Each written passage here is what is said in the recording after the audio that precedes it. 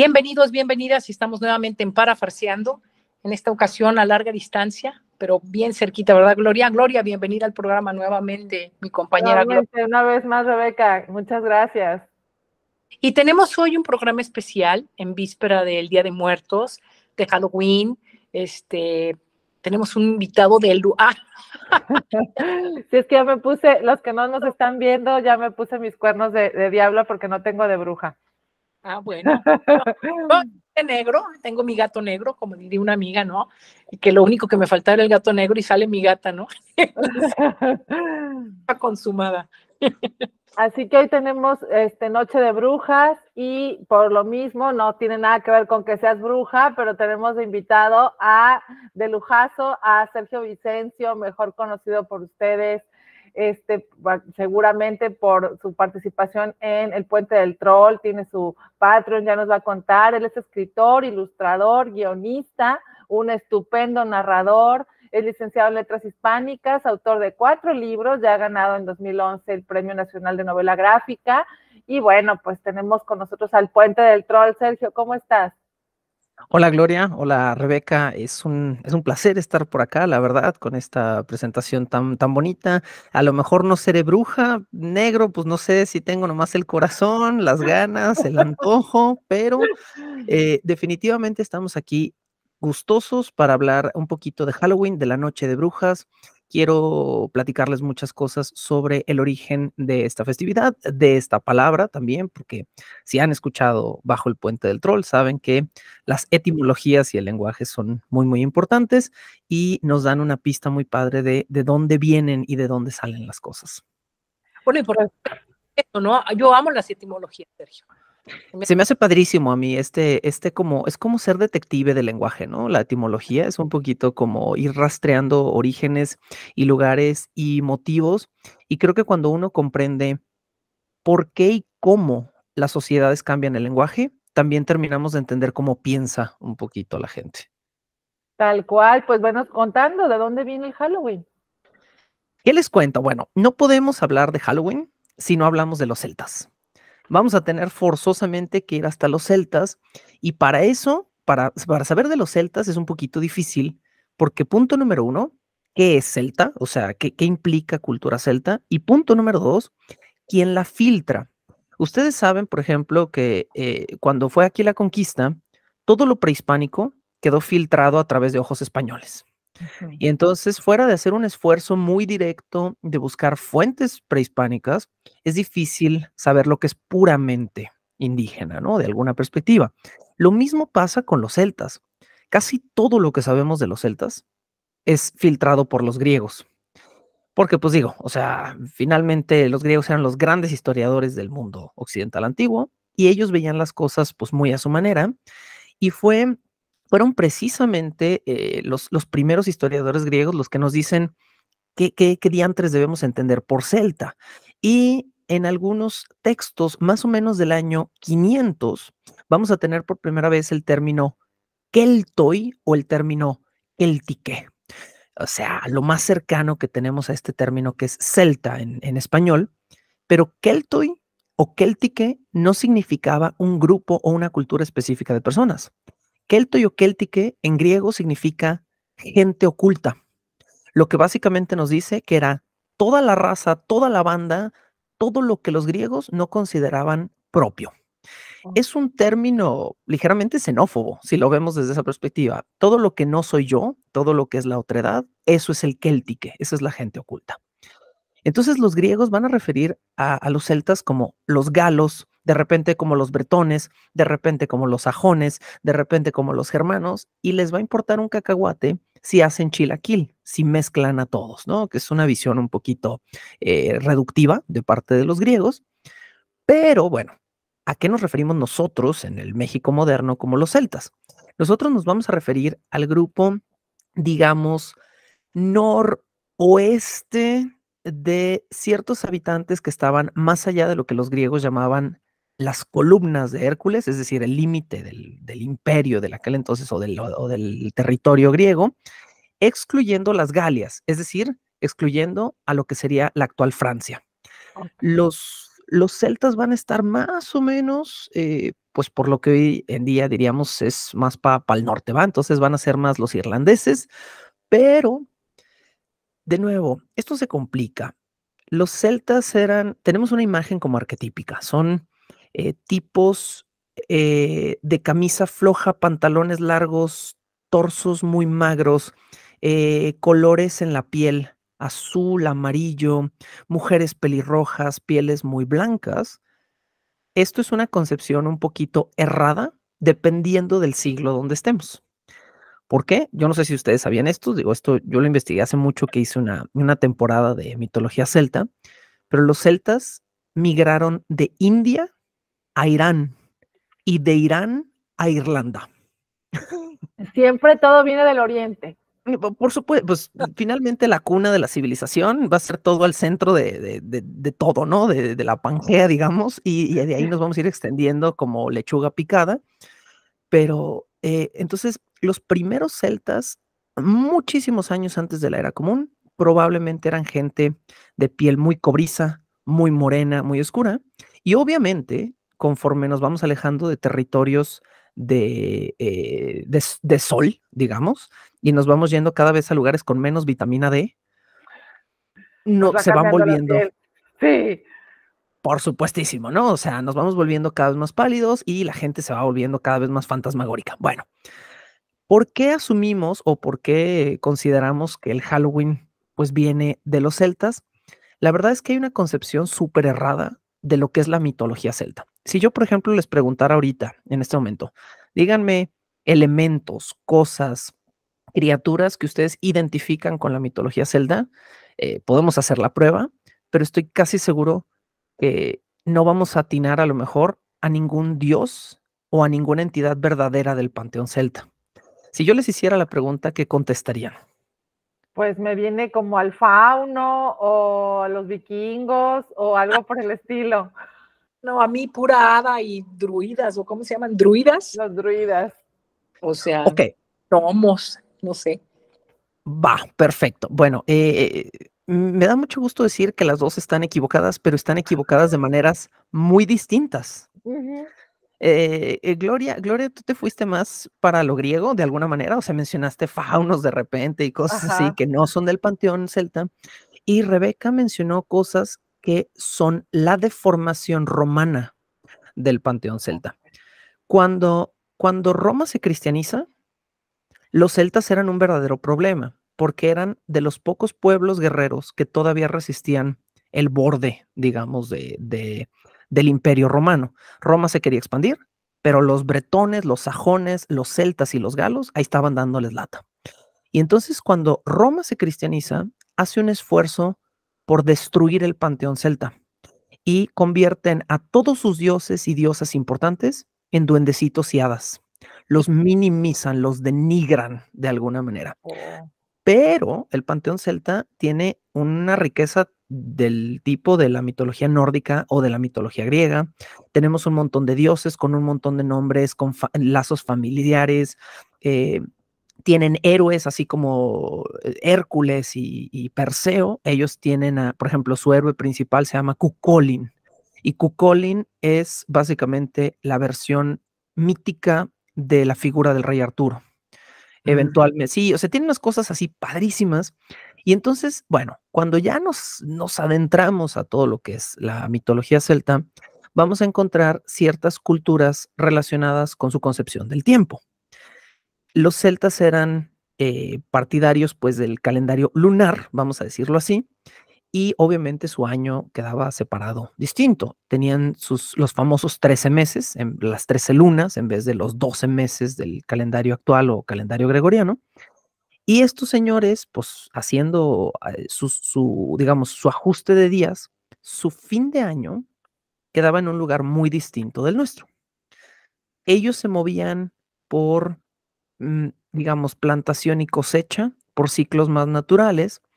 Y si calculamos el momento donde se cosecha y se cierra, digamos, el año antes de que se muera durante todo el invierno, el día en el que caía esta fecha era el último día de octubre.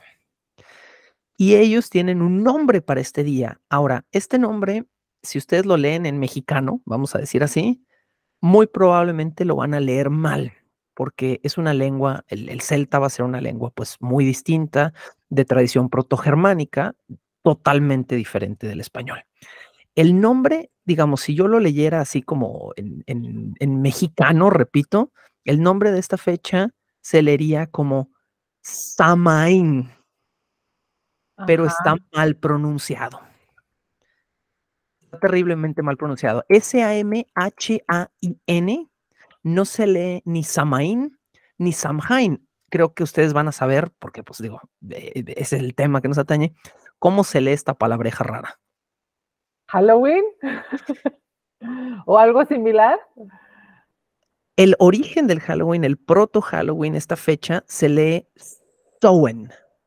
Samhain. Oh, El Samhain era el fin de año celta que coincidía con el fin de la época de cosecha y eran las últimas fechas donde todavía había, digamos, un poquito de fertilidad. ¿Por qué? Porque luego todo se iba a congelar, luego todo se iba a llenar de nieve, no ibas a poder hacer nada verde, nada fértil y los celtas consideraban que el siguiente periodo era como una especie de hueco muerto antes del recomienzo del año en la primavera.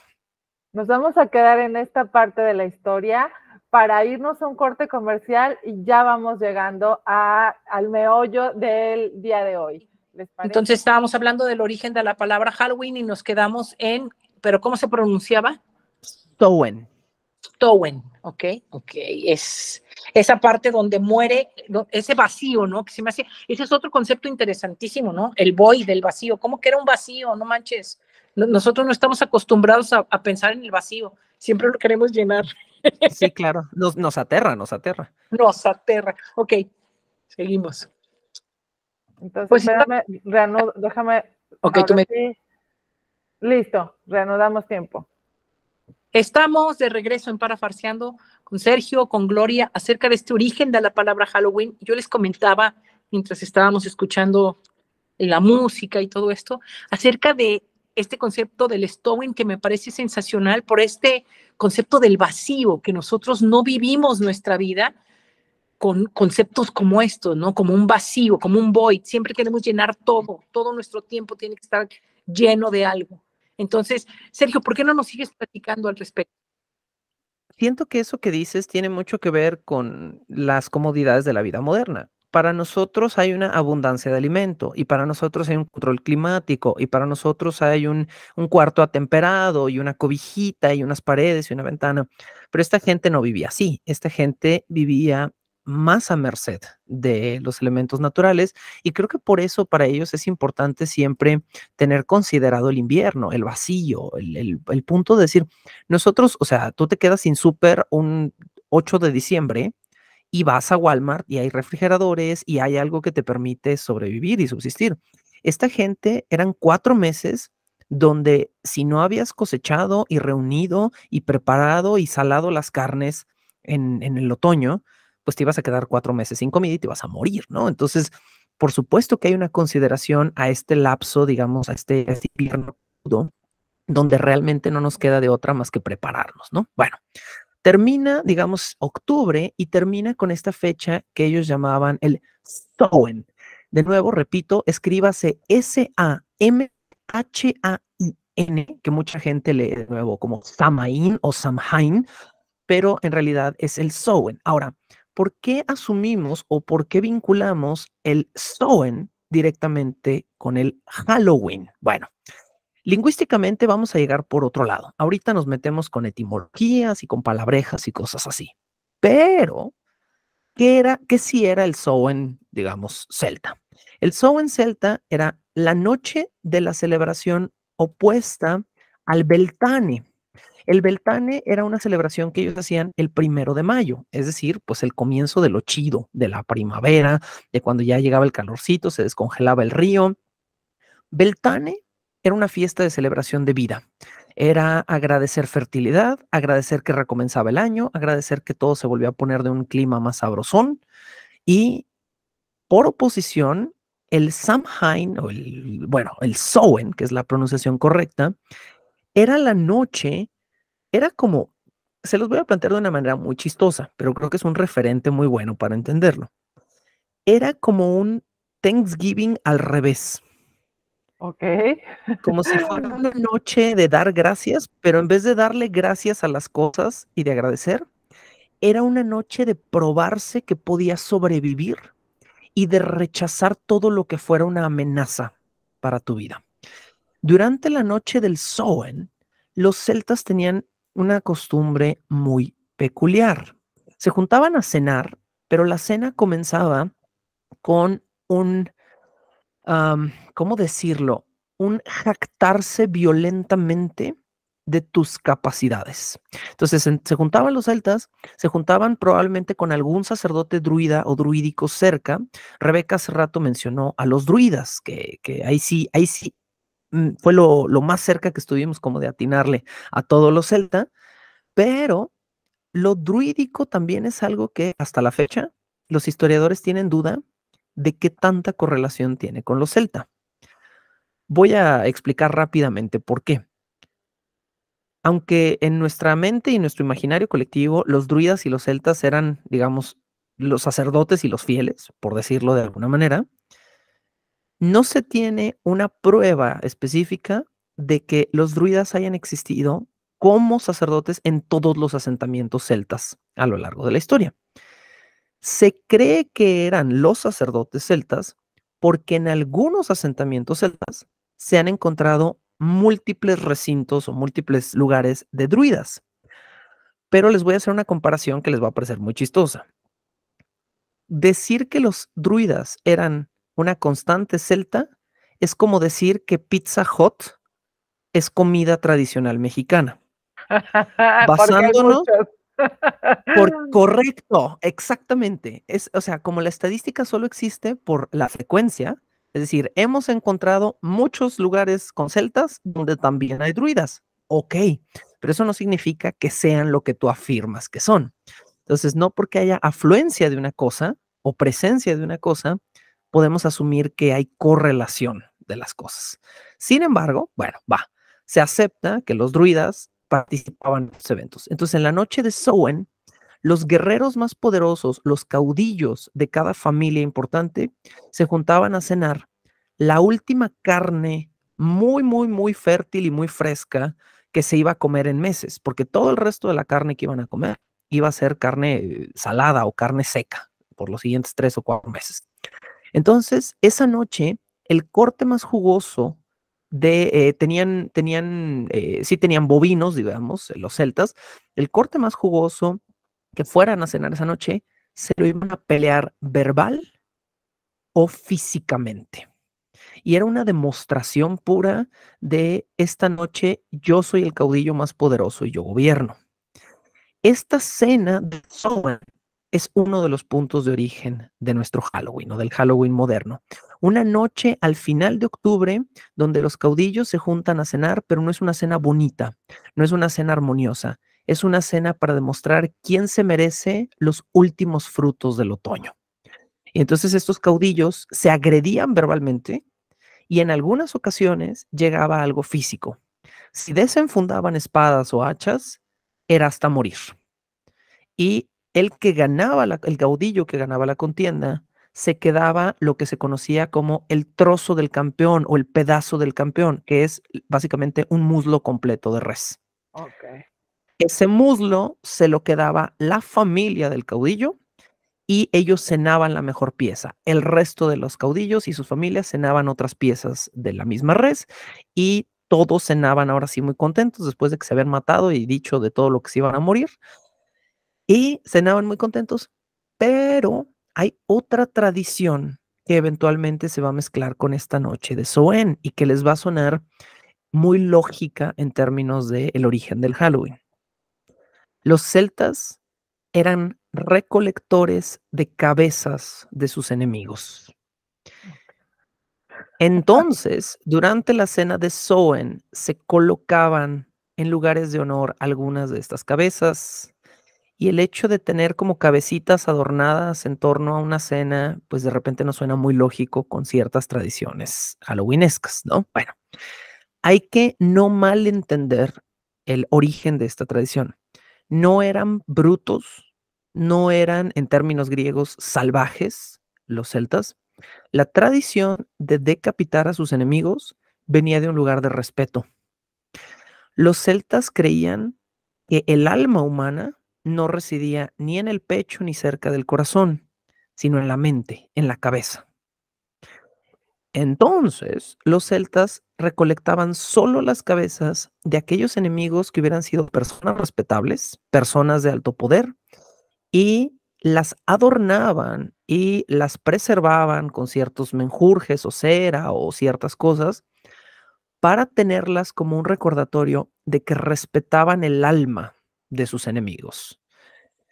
Esta tradición esta tradición celta, los griegos la veían súper mal. El mismísimo Herodoto habla de esta tradición y dice, eran unos salvajes porque decapitaban a sus enemigos y exhibían las cabezas, y qué cochinada es esa. Pero nunca se dio, digamos, el lugar de entender, ¿no? A sus enemigos y de entender por qué. Muchas culturas cortan cabezas al momento de la guerra, pero sus motivos sí son muy diferentes, ¿no? Los japoneses, por ejemplo, en la época feudal, decapitaban a sus enemigos, pero no por respeto, sino por estatus. Los japoneses decapitaban porque necesitaban mostrar a sus señores feudales prueba de que habían matado a alguien de abolengo para tomar su lugar. Y entonces, por ejemplo, ahí tenemos una decapitación muy distinta. Los celtas no. Entonces, el origen, digamos, del Halloween moderno es la noche de Samhain, que es el 31 de octubre a la mañana del 1 de noviembre, y se opone exactamente o casi exactamente 6 meses a la noche de Beltane, que se podría traducir como el Buen Fuego, que es el 1 de mayo, obviamente en el hemisferio norte, y era esta cena donde las familias luchaban por la última buena comida del otoño antes de un invierno, vamos a decir, feo y frío. Pero, bueno, si tienen algo que aportar aquí, yo me detengo, pero esto no es la etimología de la palabra Halloween. No sé si ese aspecto también les interese. Claro que sí, pero me lo vas a contar después del siguiente corte, ¿te parece bien? Ustedes cállenme y yo feliz me detengo y luego sigo. Muy bien. Yo entré la vez pasada. Ok, empezamos muy bien, estamos de regreso. Sergio, nos estabas contando de esta palabra y ya entrando casi a lo que viene siendo lo que hoy conocemos por Halloween. Platícanos. Sí, sí necesito, así como que de repente me detengan, porque cuando empiezo a hablar de palabras y etimologías, como lingüista me vuelvo un poco loquito. Es fascinante cómo todas las palabras que están relacionadas de repente con lo antiguo son nada más deformaciones lingüísticas de conceptos que simplemente se continúan y se continúan y se continúan.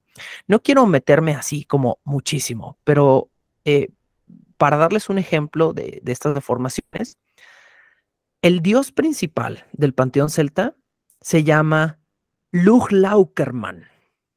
Okay. Esa misma palabra rara que acabo de mencionar, que son 2 palabras, Lughlaukerman, significa el de la lanza larga o el del brazo largo. Eso es lo que significa el nombre. Lug, el del brazo largo, podríamos decir. La palabra Lughlaukerman, que es el dios principal, digamos, el Zeus, el Odín de este panteón celta, es el origen de la palabra leprecon, de la palabra duendecillo moderna, que fue un cambio cristiano que se hizo para denigrar a este dios y convirtieron al dios más poderoso, al de la lanza poderosa, al del brazo poderoso. Los romanos dijeron, pues ahora lo vamos a deformar el sentido de la palabra hasta que la palabra ya no signifique eso, hasta que la palabra signifique el duendecillo, el pequeño, el chaparrillo. O sea, hay cambios ahí fascinantes, ¿no? Con los celtas son una cultura muy interesante porque podemos rastrear ciertas palabras, como tienen origen indio, tienen ciertas palabras que vienen desde los textos védicos, desde los Vedas, y que son palabras que se utilizan en todas las culturas después latinas o en las culturas griegas o helénicas, pero no sabemos qué es la misma palabra. Otro ejemplo, antes de empezar con el término Halloween, en Veda, el Dios todopoderoso, el Padre absoluto de la tierra, se pronuncia Deus Pater. que tiene un poquito pues de la palabra padre, ¿no? Pater, ahí. Bueno, los celtas tienen un dios que se llama Díspater, que es prácticamente la misma palabra.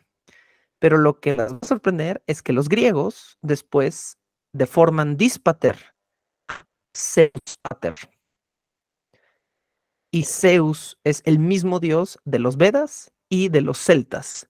Y luego los vikingos llegan y deforman la misma palabra a Olatir, el padre de todo, the All Father, que es Odín. Y entonces Odín y Zeus y Deuspatir y Díspatir son el mismo dios, nada más con 4 nombres distintos. Y de allí los romanos lo van a deformar de Zeus Pater a Júpiter y se convierte en Júpiter.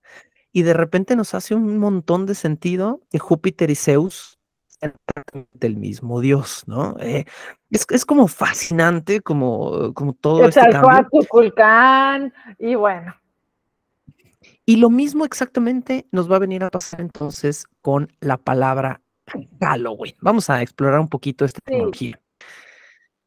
Hola Halloween, como si fuera una sola palabra, es una abreviatura o un apócope escocés que significa la noche de todos los santos. En inglés moderno, pues lo más cercano que podríamos decir sería The All Hallows Eve, la noche de todos los santos. Me preguntaban un poquito, digamos, en el corte, ¿de dónde viene esta como correlación con la muerte o los muertos? No es tan así. Para toda la gente creyente en el México moderno, el Halloween de repente parece ser una especie de enemigo ideológico, ¿no? Sí al Cristo y no al Halloween, y varias frases así que dice la gente que son muy peculiares. Bueno, tiene mala prensa. Tenemos que entender que Halloween, pero además tenemos que entender que Halloween es una palabra cristiana. Sí. Halloween es la noche de todos los santos. Es la noche de Halga, es la noche de Halwe. Halwe es una palabra que proviene del escocés antiguo, Halwe, que significa santo o santa. Si les quedan dudas, es la misma raíz de holy, Halwe, holy. Entonces, la palabra santo o santa del inglés moderno, holy, viene del escocés antiguo Halwe, que es una persona que hace algo santo o santificado o santificable y que debería ser recordada. La intención de la noche del All Hallows Eve original, de la noche original de Halloween, era reemplazar al Samhain antiguo, que era una costumbre pagana y que obviamente a los cristianos no les caía muy bien, con una celebración cristiana. Y entonces, el mismo día que los paganos, que los brutos que están fuera del imperio van a celebrar a sus muertos con sus cabezas y su cena violenta, no, lo vamos a reemplazar va a ser el día en el que vamos a celebrar a todos los santos olvidados. All Hallows Eve. Esta es la noche. Ustedes saben, por ejemplo, que por tradición todos los días tienen como un santo, ¿no? Y te tocó nacer en el día de San Choribio y pues ahora te llamamos Choribio y todo. Bueno, entonces, todos los santos no mencionados, no recordados, se celebran o se celebraban en esta noche. Esa era la intención del término en su cristianización. Colectivamente celebrar a todos los santos del cielo a los que no les estamos dando un día. Ahora, esta tradición no pegó originalmente. No pegó, no gustó, no arrancó, la gente no siguió con ella y la gente siguió en sus tradiciones paganas, porque pues finalmente no puedes despaganizar a chanclazos a la gente, ¿verdad? O sea, lo que hoy en día llamamos pagano, pagus, es un simple término del pueblo, es lo que se hace común, lo que se hace en el pueblo, el pagus. Grecia y Roma intentaron volver pagano todo lo que no les gustaba, ¿no? Porque era como, pues eso es pagus, eso es bajo, eso es del pueblo, es vulgar. Nosotros tenemos dioses elevados. Trataron de eliminar el culto a Dionisio, trataron de eliminar el culto a varios dioses menores, ¿no? Entonces, es muy chistoso cómo esto se convierte en un concurso de popularidad. Y Halloween no pega, o sea, Halloween realmente como que no se vuelve muy popular hasta el año de 1785. ¿Saben por qué? ¿Por qué? ¿Por qué? Fue, Se fue un poco. se fue mucho. Nos dejó en suspenso. Perdón, es que se congeló por completo la pantalla. Ok, ya está. Nos quedábamos en por qué. Eso lo cambiamos, no hay problema. Nos quedamos en por qué, y sí me dijeron por qué o no me dijeron por Sí qué. te dijimos por qué. ¿Por qué? No, pero queremos que nos digas tú. Bueno, resulta que en 1785, por ahí empieza a pegar mucho un poeta. Un poeta, me parece que era inglés, estoy casi seguro, pero puedo estar equivocado con el dato, pero estoy casi seguro que era un poeta inglés que se llamaba Robert Burns. No sé si ustedes sepan, pero muchas de las tradiciones modernas que tenemos las han afianzado entre compañías privadas y poetas famosos o escritores famosos, como No, la Navidad, ¿no? buenísimo. Bueno, ajá, como la Navidad, ¿no? Que es como 50% producto comercial, 50% Charles Dickens. Sí, claro. Entonces, sí, ajá. Pues de la misma manera le pasó al Halloween. Llega en 1785 un fulano que se llama Robert Burns, perdón, y Robert Burns es un poeta que tiene un poema muy famoso que se titula Halloween. Él es uno de los primeros en popularizar esta versión de la palabra. Desafortunadamente, y créanme que si lo intenté, quise traer una traducción del poema, pero no es un poema muy traducido al español, por lo visto.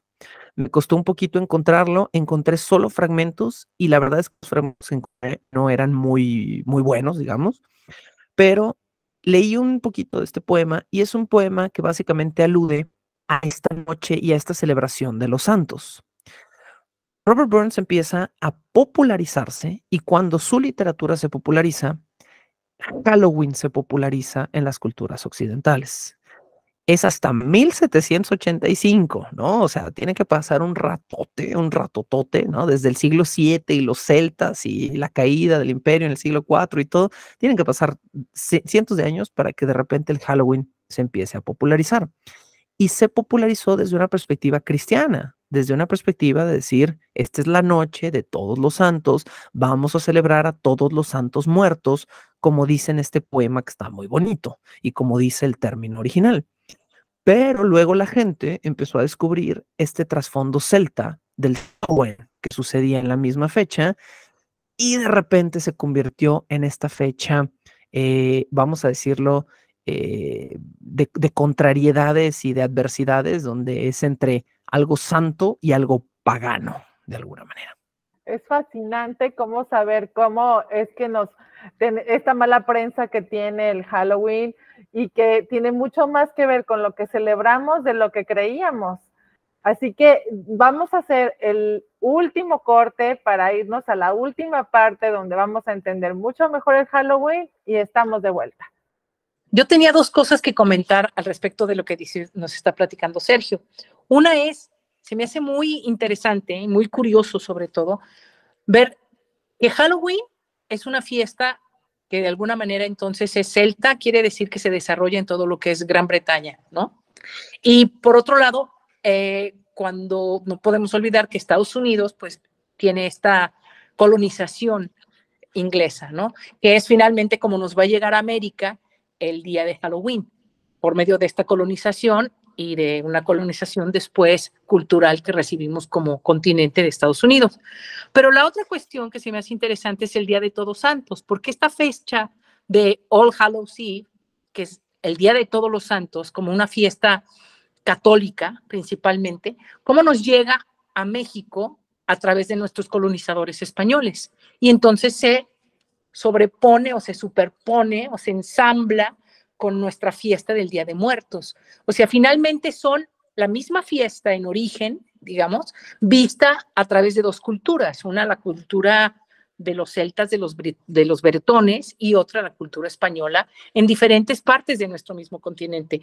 Y la tercera cosa que se me hace muy digna de analizar es, después, Inglaterra se convierte al protestantismo, y con el protestantismo se quitan los santos. El protestantismo no admite tener santos. Por eso es que entonces el Día de Todos Santos, sobre todo para la cultura inglesa, no tiene mayor repercusión porque ellos no creen en los santos. La figura del santo se borra.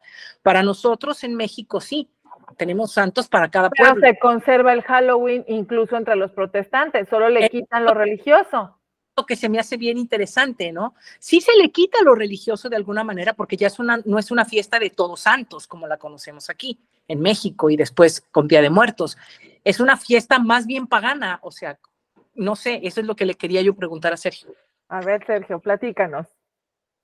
O sea, bueno, de todo lo que dicen, creo que hay varias cosas interesantes. Yo creo que punto número uno, en cuanto a cómo nos llega a México o no nos llega, obviamente el mexicano siempre ha tenido una relación con la muerte, ¿no? O sea, inevitablemente las culturas del centro de América y del sur de México, que eventualmente fueron subiendo, siempre han tenido esta relación con la muerte, porque nosotros teníamos aquí dioses de la muerte, ¿no? Aquí teníamos a estos dioses descarnados, a estos dioses del inframundo, de esta especie como de lugar habitado por entidades penantes, pero al mismo tiempo no era un lugar malo.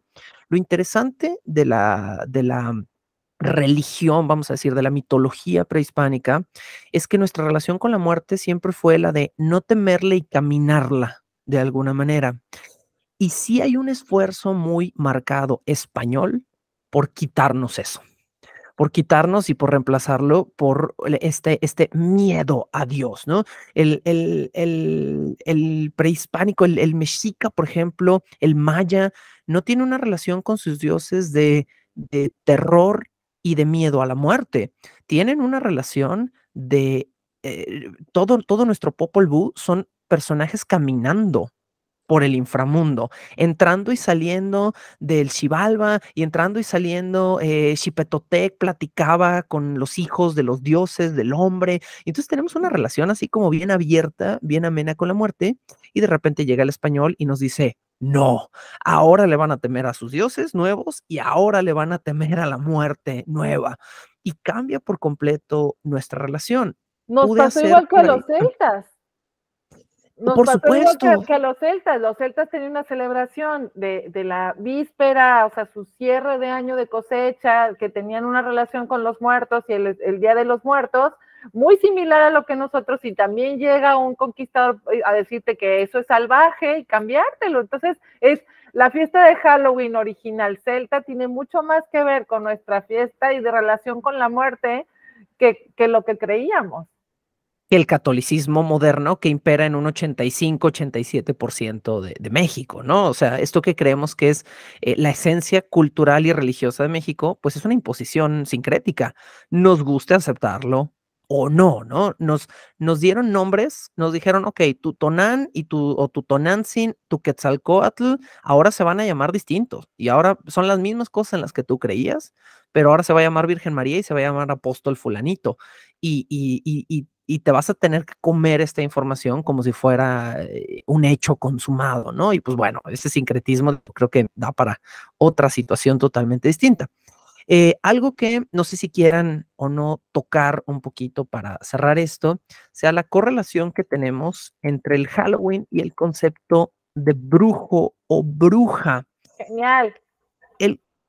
El concepto de brujo o bruja que está para nosotros en nuestra cabeza íntimamente ligado de alguna manera con el Halloween, no es algo que estaba ligado ni para los celtas, ni para los primeros cristianos que adoptaron la Noche de Todos los Santos. El concepto de bruja era una negación aterradora. A todas las culturas les da miedo que jueguen con sus muertos. Es algo prohibido, es algo que no se hace. Y el concepto más antiguo que tenemos de la palabra bruja es un concepto de necromancia. El término como más antiguo para referirse a una bruja es, a ver si lo tengo por aquí, porque tengo 2000 etimologías de esta palabra. ¿Dónde está el protogermánico de esta palabra? A ver. Ahorita lo encuentro. Es una palabra muy rara, es como Huitzia. Huitzia es una palabra muy antigua, protogermánica, que significa necromante, básicamente. Escríbase Wikkjaz. De ahí va a derivar el término Wicca. Wicca. ¿Les suena un poquito como este término Wicca, como alguna especie de religión New Age por ahí? Sí. Ok, bueno, hay que hacer una enorme distinción histórica entre witches y wiccas, porque no van a ser para nada la misma cosa, aunque compartan un pedacito de su etimología.